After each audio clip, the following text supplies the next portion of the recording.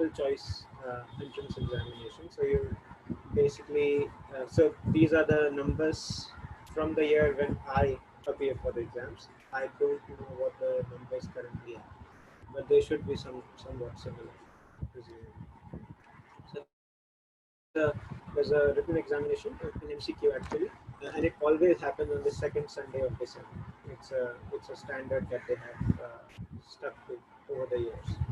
Um, and then from among the candidates who appear for the examination, they prepare a shortlist and they publish it on the website in January, some point in January.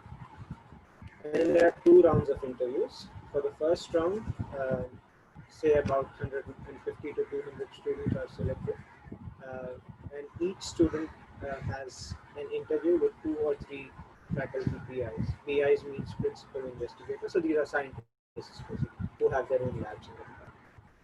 So each student has an interview with two or three faculty members, and then out of those, a new shortlist is prepared. So when I appeared, there were 31 candidates for the second round of interview.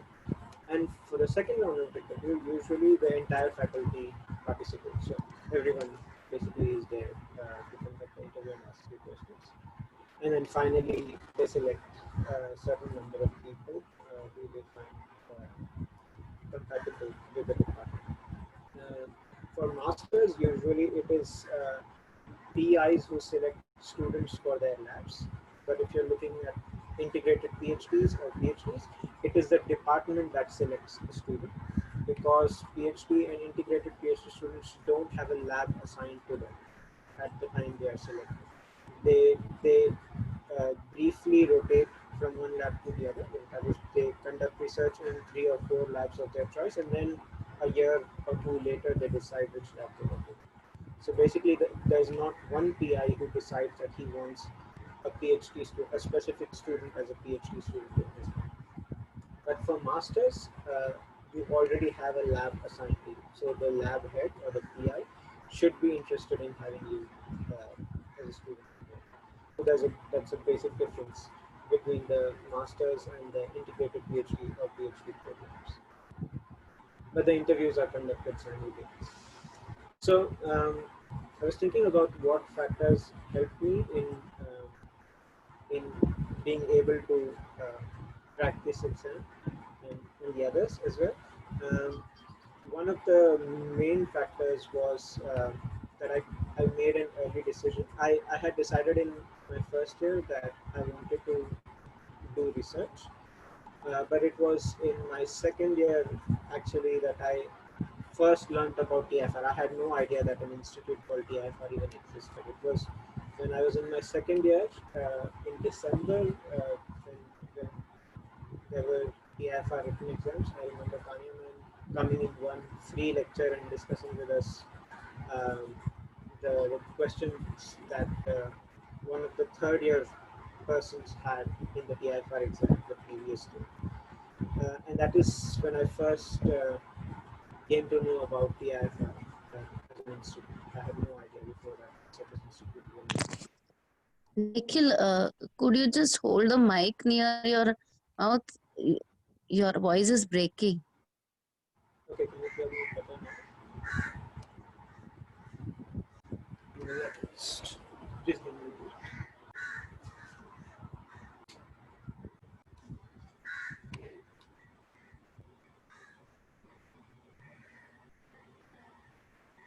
Can you hear me better now? Yes, it is better now. Okay. Um, yeah. So one of the factors that helped me was that I made an early decision. So I had an aim in mind, and therefore I could prepare accordingly. Another factor was the collection of books in our departments and the college library as well. So um, not just biology, there are books from other fields as well, which help you. So we cannot, at least I could not afford to buy all of these books. So it was really great that we had um, the option to borrow so many books from the library. Of course, at that time, we could only borrow one book at once. but I remember Sucheta ma'am was kind enough to ask Bhakti ma'am, who used to handle um, the borrowing of books. She had asked her to let me borrow two books at a time and let me keep them for a long time rather than the time limit of 1 month that used to exist at that time. So yeah, it also helped me. And then finally, the other students in the batch, mainly Pankaj, we used to spend a lot of time because he had a similar goal. Um, he had a similar goal. He wanted to do research, um, and that uh, that I was with him, and that we together discussed a lot of science together. Um, it helped me develop uh, a way of thinking that otherwise would have been difficult. So, what I would advise you, based on my experience, is that preferably make an early decision. If you still have time, decide if you want to uh, do research or your interest lies elsewhere. If you are interested in doing research, then maybe set an approach for it, decide an approach how you want to organize and plan to achieve your goal. Second is read as much as you can, borrow books from the library, and you don't have to muck things up. Just read to understand. It really helps. And identify other people who may or may not be in the same batch as you, but who have similar goals, and prepare with them. It makes it much easier if you have other people who are in the same boat. Uh, so that really helps. Um, so, what is needed to get into a good research program? So, um, yeah, some textbook things basically: critical thinking in science and your ability to solve problems, and finally your ability to think logically and be able to comprehend things. These are the three most important things that people test uh, when you um, when you appear as a candidate to enter these programs. And I want to stress that it is not at all necessary that you are a university topper, although it helps if you know your field, at least the basic things in your field well. But you don't have to be a university topper. I have never been a topper at any point in my career. Um, so the syllabus for written tests is mostly standard. If you just read ABC of physics, ABC of chemistry, for physics and chemistry, um, these are usually sufficient because the standard syllabus is class 12 in CRT, and these two books usually cover the physics and chemistry syllabus very well. For biology, our BSc Biotech syllabus is good enough. Questions mostly focus on cell biology, genetics, molecular biology, and biochemistry, not so much on some of the other fields. Um, and finally, you only need to know basic math. Class 10 is enough for most of these, because in biology they don't really need you to know how you can apply calculus to problems. Okay, so the kinds of questions you're asked in interviews never test how well you can remember things. Uh, they ask what topics or fields you are aware of and you're familiar with, and they only ask you questions uh, from the fields that you are familiar with. So basically, if you tell them that you are not aware of a field wherein secondary messengers are involved, they will not ask you questions related to that, because they don't want you uh, they don't want to know what you don't know. They want to know how you can apply the info that you have, the knowledge that you have. So basically, they first, at least in my experience, they have asked whether I'm familiar with the topic, and if I say yes, I am, then they proceed and ask questions related to it. They don't. So yeah, the questions are focused on understanding if you can solve problems. If they give you a problem, can you design an experiment to address it? Can you probably explain the possible results? Can you interpret some data that is given to you? and by giving you problems, all of a sudden they just try to think if you can think on your feet. That is, if you can basically, if confounded by, if there's a problem that suddenly comes up, will you get nervous and stop thinking completely, or can you still maintain a calm head and think about it and try to address it? So these are the main questions, the main points that one has to remember when preparing for interviews. And the only way to, probably the most effective way to develop these attributes is by reading papers. In hindsight, I mean, although I did not read any papers during my bachelor's, I used to see those journals kept in the department. I never knew what they were and how I should even start to read them. But then in hindsight, I think um, my abilities to understand science and to critique data and to come up with new experiments would have been much better had I started reading scientific papers at an earlier stage, because these are the papers where other people who have done experiments and who do research, they publish their research. And when you see how they have designed their experiment, you see the loopholes in their experiment and interpretation, you can start to develop a way of thinking that really helps you in addressing questions in these interviews. So identify what problems you would be interested in. Maybe try to construct hypotheses and design experiments, even if you can't test them. Just theoretically, just design experiments to test those. Maybe if you are in a group, try to critique each other's ideas and designs. And if at some stages it is possible to do some of those experiments, of course, with the department's help, you can always request them to allow you to conduct some of these experiments. Of course, we cannot do all of the experiments. We are just a college. We do not have clearance for performing higher biosafety, experiments that require higher biosafety clearances. But there are some that we could do. Uh, and it will always be good uh, to perform these experiments if you can. Um, and that again reminded me of an experiment that Pankaj and I did. We had a hypothesis, and Suchitaman was kind enough to allow us to test the hypothesis. These are just clips that Pankaj had from my lab notebook in 2010, so 10 years ago, roughly, wherein we had a hypothesis and the department allowed us to test it. Of course, we could not finish those experiments, but nevertheless, uh, it helped. It gave us a boost. It helped us to think more objectively about things, and basically that improved our ability to critique our own ideas and those of others. So that's basically all I have. I only had some um, advice as to how you could prepare and develop your ability to understand science and uh, enter into a research program. Once you enter these programs, of course, it helps you to overall develop your personality and both scientific aptitude and rigor. So once you are there, it's not very difficult for you given the overall environment, because it's research oriented completely. But how to get there, these are the textbook points that I can offer, that I could think of.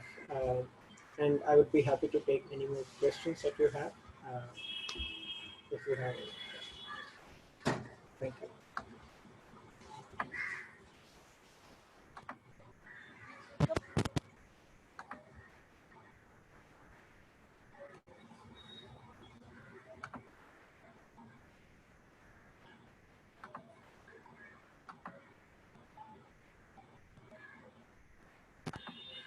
Am I audible? Yes, ma'am. Yeah. Hi, Pankaj. How are you? Thank you, Nikhil. Yeah, there's a question. What are you currently doing? Just a minute. Let me stop. Yeah. Um, so I'm currently working on. So the model I use is zebrafish. It's a vertebrate model, and I'm using zebrafish early embryos to understand how timings of cell division are regulated. there are certain systems, mainly during development, wherein you find that hundreds, in some cases thousands of cells divide almost simultaneously, and they're oscillatory. They divide in an oscillatory manner, so that every 5 minutes, 1,000 cells divide all at once. So I'm trying to understand how those divisions are synchronized, and how, if at all, these cells communicate with each other uh, to so that the synchrony of the division is maintained. So that's the short description of what I'm doing. Yeah, Abhishek, you have some question? You've raised your hand.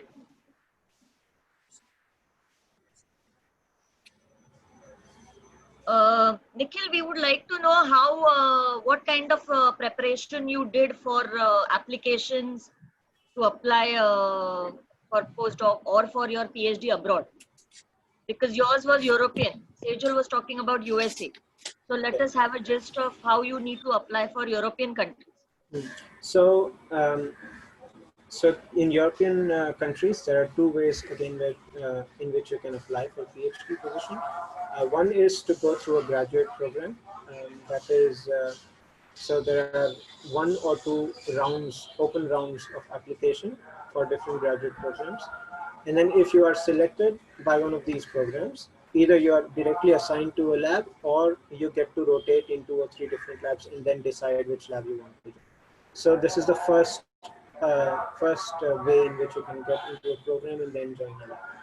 The second way is that you can directly write to a scientist. You can directly approach one whose work you are interested in, if you already are sure which lab you want to work in, and if you are excited about their question. So you can directly approach a scientist and request them, basically express your interest in their lab.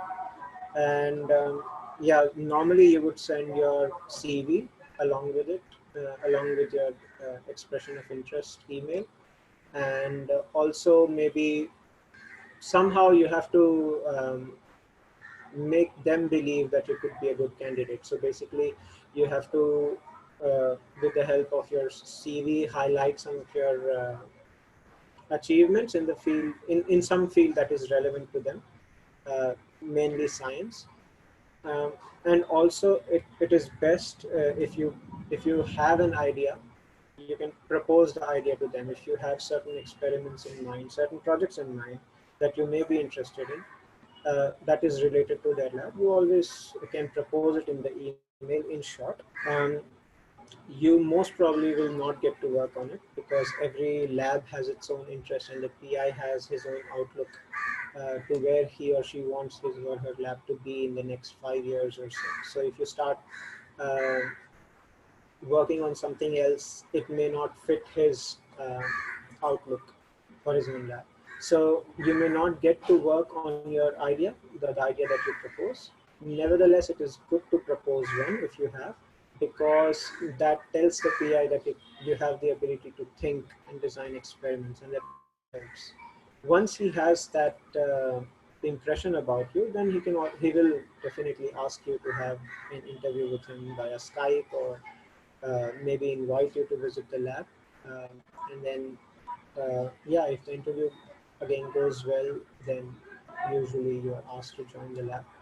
Uh, the interviews again are not meant to know how much you can remember, but they are meant to test if you can think and analyze things, if you can think logically.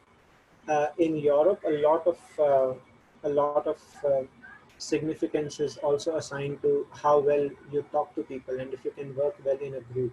Because if you visit a lab and then the people don't have a good impression about you, then most likely you will not be offered the position. So it also helps if you have good interpersonal skills. You can communicate well. By communicating well, I don't mean that you speak good English. It means that you have to be polite, and you can appropriately express what you want to say. Uh, so those are the kinds of things that really matter.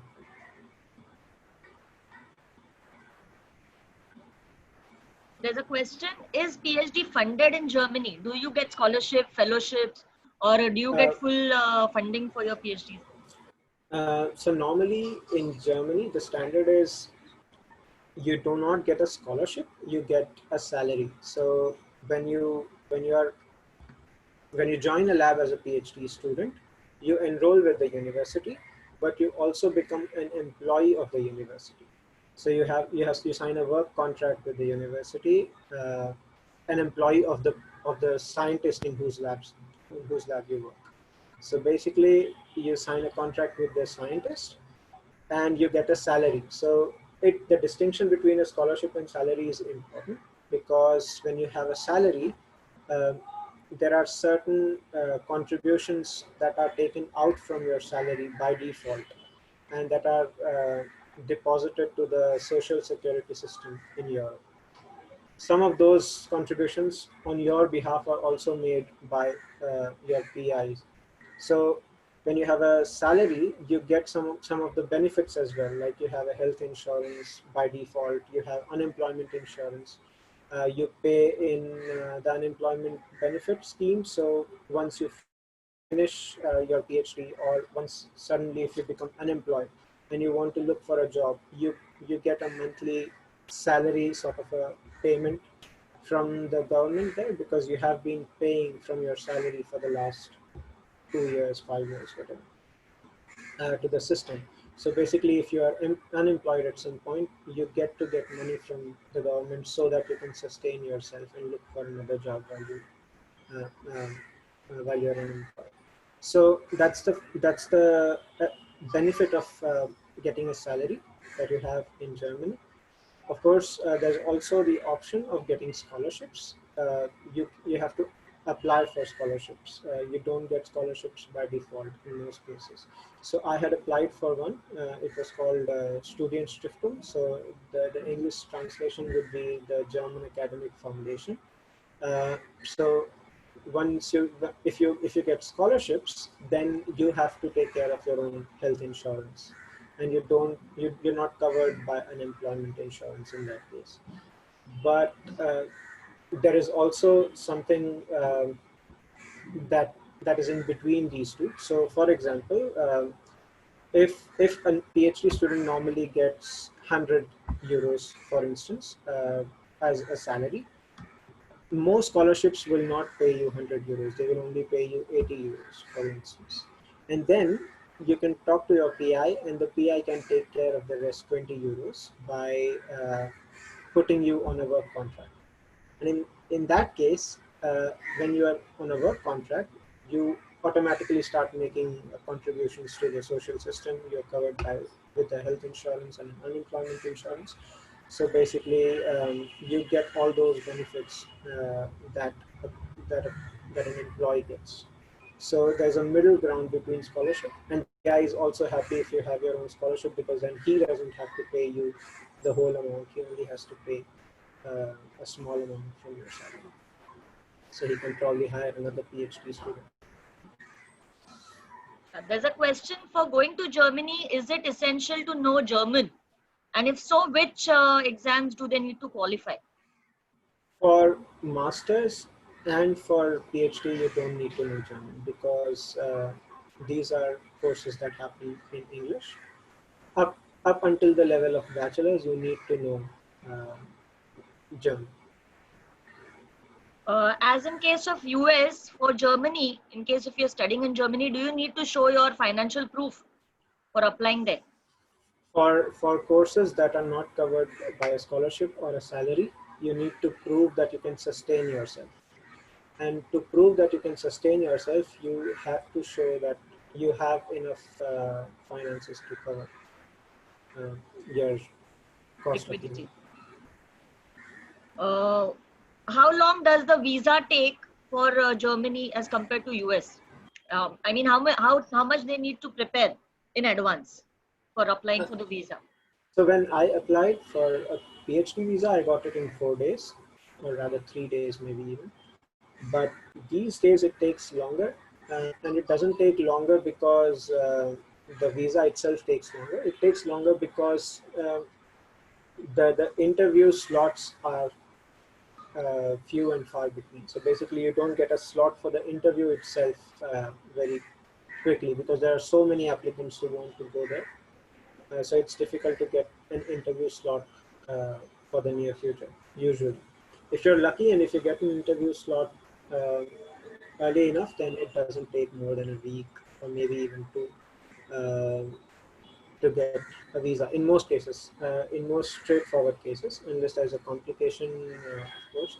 If there are complications, then it can take long. But in most cases, if you have the finances, either by yourself or through a salary in Germany, it won't take that long. And it's the same for other European countries as well. With respect to your MSc in TIFR, the students would like to know which is better. Is integrated better or just doing MSc and then shifting your subject or topic for PhD?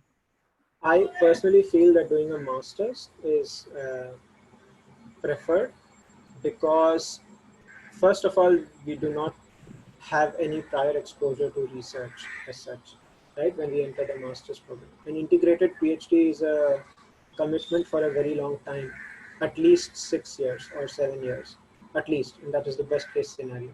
So, since we already do not have any prior experience, it is possible that we end up not liking it, basically.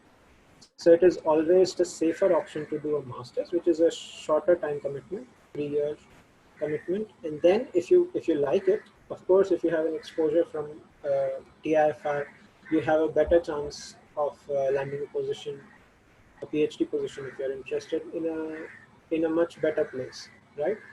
And a major problem with so some of these institutes in India is, as I said, the PI of the lab selects who they want in their lab, and they don't. In India, the PIs don't pay their students. The students are paid by the government, the central government, in most cases. So the PI does not have a liability in letting you. He does not have. There's no benefit for him or her to let you finish in time because you are trained. You are paid by someone else. It always helps them to keep a trained person in the lab who can do experiments rather than go hunt for a new one, right? So they don't let you finish in time. That is why a lot of the PhDs, most PhDs in India take very long because 9 years, 10 years, in some cases 11 years, the PIs don't let their students graduate. With a master's, there's a fixed uh, timeline. You have to finish within 3 years. Uh, and that's governed by the department and the academic council. So you cannot prolong that more than 3 years. So it is good if you have a fixed timeline, and then of course if you're interested in research, you can then apply to better places, uh, where in some places you can do PhDs in a shorter period of time as well, and which have a much better reputation. Because I think it is also a little.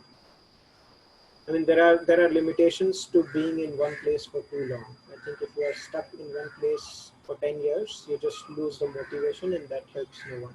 So it's better to be in one place for 3 years and then move on to another place for 4 or 5 years, and then another one until you finally decide to settle in one place.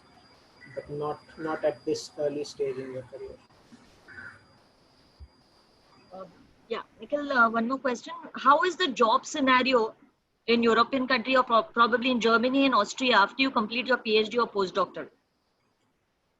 It depends on what field you are looking at. If you want to go into industry, for instance, in most European countries, you would need to know the local language, uh, because in most cases you need to communicate with people who can only speak the local language. For some of the international companies in Europe, you can it, it, it would work if you only know English and not the local language. But in most cases, I think in 95% of the jobs, you would need to know the local language. But it doesn't take that long. If you're doing a PhD for 5 years, 6 years, whatever, then you have enough time to learn whatever language. It takes like a year to 2 years. Basically, if you want to learn German, there are courses which are funded by the government, and as a student, you don't even have to pay for them. You can just enroll for them. You have to pay for them, but then you get reimbursed. So basically, you learn a new language for free. Uh, European countries are they focus too much on integrating other people into their culture, into their system overall, because they don't want there to be a lot of discrimination among people. Of course, it's there. It's there in all places across the world, but at least the government tries to minimize it. So they fund your attempts to learn the language and somehow integrate with the people. And if you know the local language, then there are too many opportunities.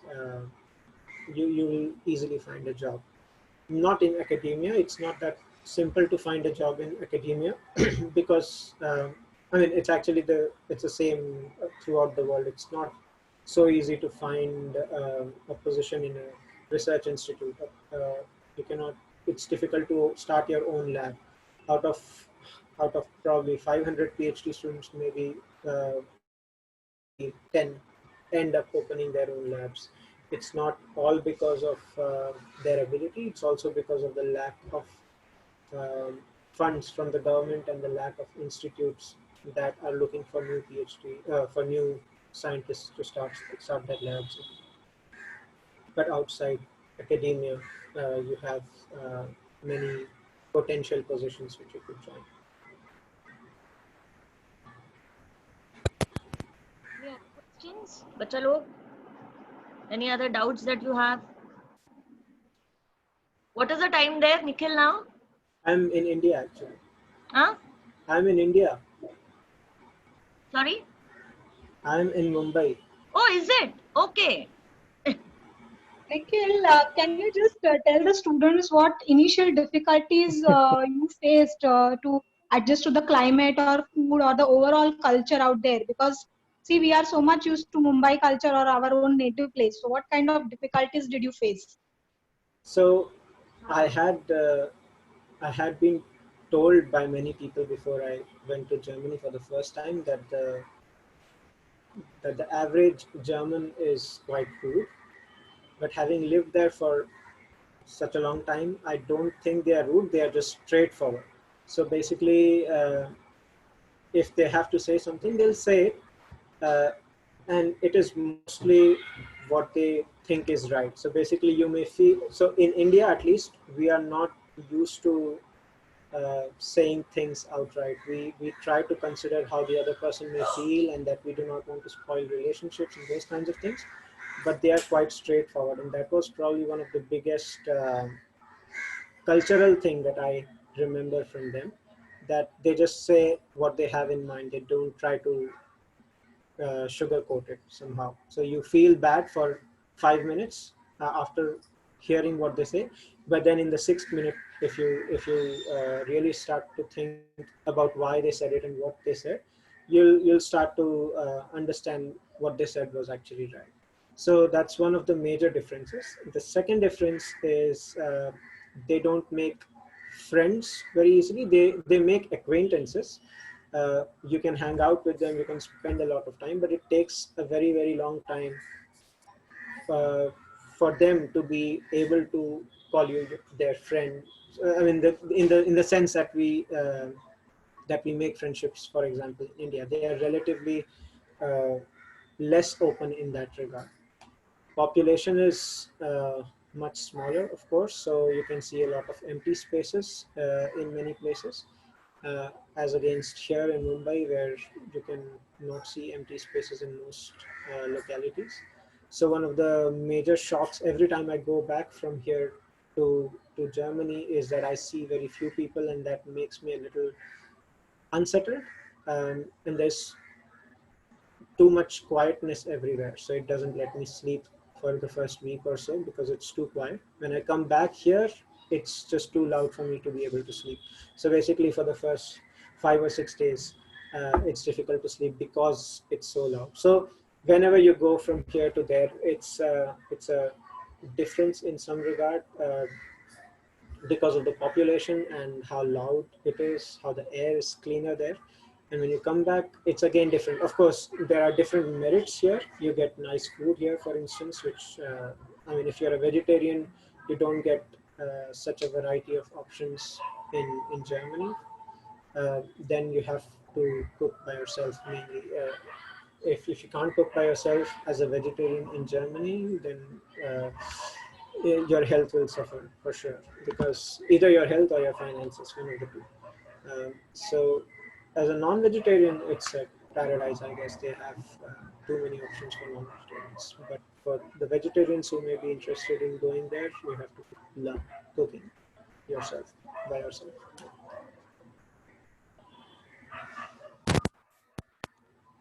Any more questions? Nikhil, this is Tanya ma'am here. Hi, ma'am. Hi. Tell us how you have evolved in your personality. How I have evolved in my personality.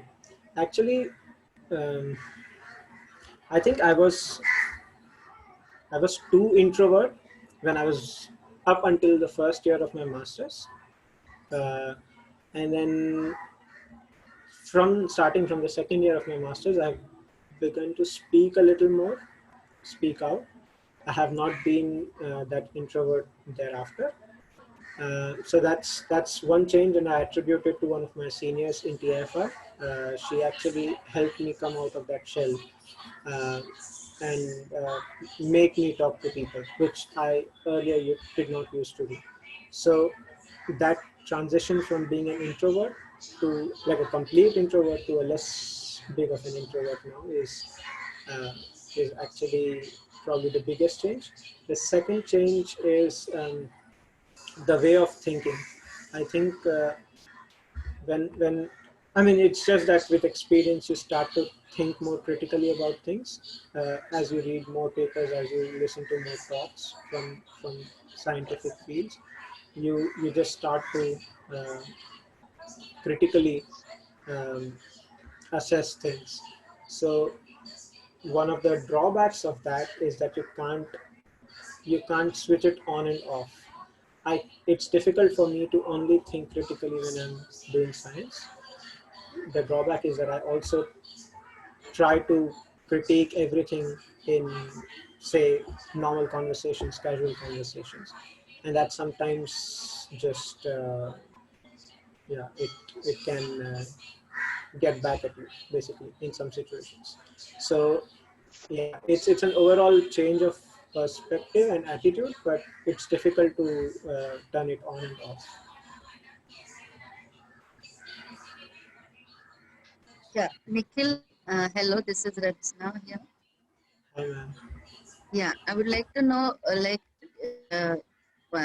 once you started completing your PhD, did you start applying for postdoc immediately from there? Did your PI help you in getting a postdoc position?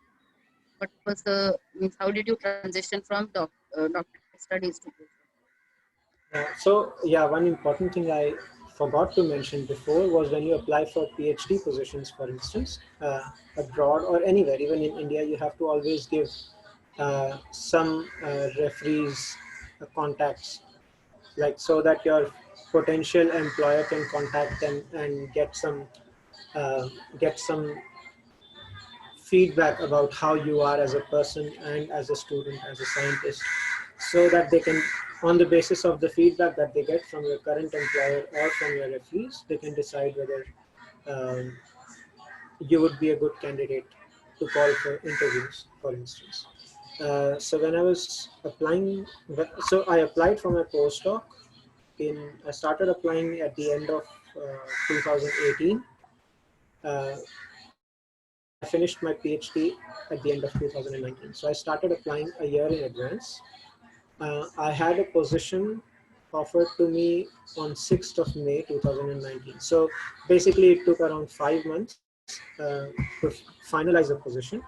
And then the next 6 months, I was relatively relaxed and I could focus on writing my thesis and defending. So I didn't have to worry about those things. And yeah, so the role of your PhD advisor is quite important. So I had worked in TIFR with C. elegans for 2.5 years, and then my PhD was also uh, working with C. elegans basically for another 5 years. So basically, I had worked with C. elegans for about 8 years or so, and my PhD advisor knew that already. So when I made a list of labs that I was interested in applying to for a postdoc, I just sent it out to her uh, to get an impression from her. If she knew any of the PIs, she could tell me how she thinks they are. I mean, some of them may not be. I mean, at least my PI. It's possible that my PI does not have good impressions about those other people, and she had some bad things about them, how they are as heads of lab, whether they respect people in their lab or not. So, I mean, I just sent the list of my potential future supervisors basically to my PhD supervisor, just to get an idea from her if she knew anything. And she looked up what they did, and she just advised me that I don't work with C. elegans. It's not because my work will suffer or anything. She just said that you just did your master's with C. elegans, you did your PhD with C. elegans, and you are just trying to stick to the same thing for your postdoc. You won't learn anything new. If you haven't learned something in 8 years, it's very unlikely that you will learn it during your postdoc with C. elegans. So it's better to not work with C. elegans during your postdoc. Just try another system, because people often expect that you would know a lot more things when you finish your postdoc. If you don't like another model system, you can always revert back to C. elegans, but you don't have to use the same model system. Of course, it reduces your chances of getting a position for postdoc, because then the main skill that you have, the main uh, I mean, the biggest advantage I had was that I knew the system very well. I worked with it for 8 years, but then my boss said, "Okay, just put it out of the window. Try to find something new that you are excited about." And actually, that was a very helpful advice, I think, because the model system I'm working now with, uh, I have never worked with before, and it will teach me something new, and I can use it. To address questions in a better way, which I would otherwise have not been able to do with peer reviews. So in that regard, my PI's advice was really good. Another thing was she of course recommended me, as in when my current supervisor approached her to give um, her thoughts on me. She was yeah, it's froze on my side. Anyway, um, yeah, so she basically, her letters of recommendation must have been good. I don't know, I haven't seen those letters because they are usually confidential, but I suppose they must have been good, and that's why I got the position. Otherwise I wouldn't have. So yes, my PI did help a lot in uh, help help me a lot in finding the position.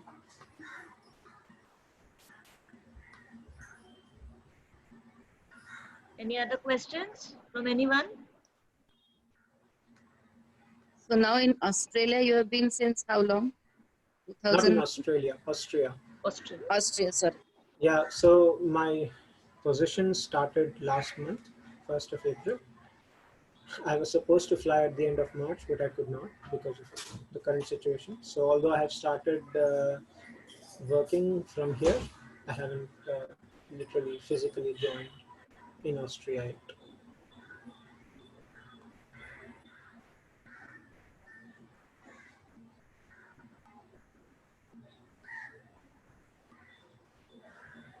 Okay, now I suppose there are no more questions. Thank you, Nikhil. Thank you for giving us your time and explaining all the or giving an insight to the students how to apply for European countries with respect to the doctoral as well as the postdoctoral research. Also giving an insight how to prepare for your entrance exams like TIFR. We wish you all the best for your future endeavors and Thank keep you. in touch. Thanks. Thank you. Thank you. Thank you. Thank you, Nikhil. It was very wonderful to hear from you. The pleasure was mine equally. Thank you very much. And give Thank our you, regards to Nikhil. Pankaj also. He's here. Yeah, Right here. I spoke to him privately. Oh, okay. Thank you. Pankaj, come and show your Thank you. face.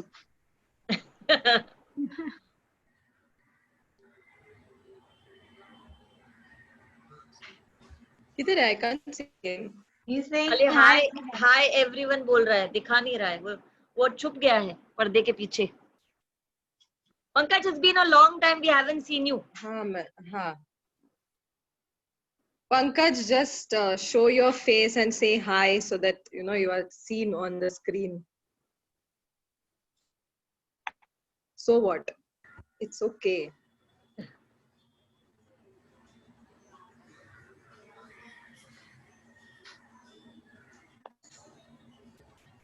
Hi guys, I'm really terrible now. I have construction work going on behind me. It's okay. That's okay. So I have already asked Suchita ma'am that in case any of the students need any help from my side with regards to their applications in foreign countries, specifically in European countries, I can help them a lot. I've been already doing it for my friends, my colleagues, my students, other students that I know. And I've been pretty successful with that. I have managed to help them to secure a good position, as well as helping them to select the area where they would be really interested in, and also sharpening their writing skills with regards to SOPs or even projects.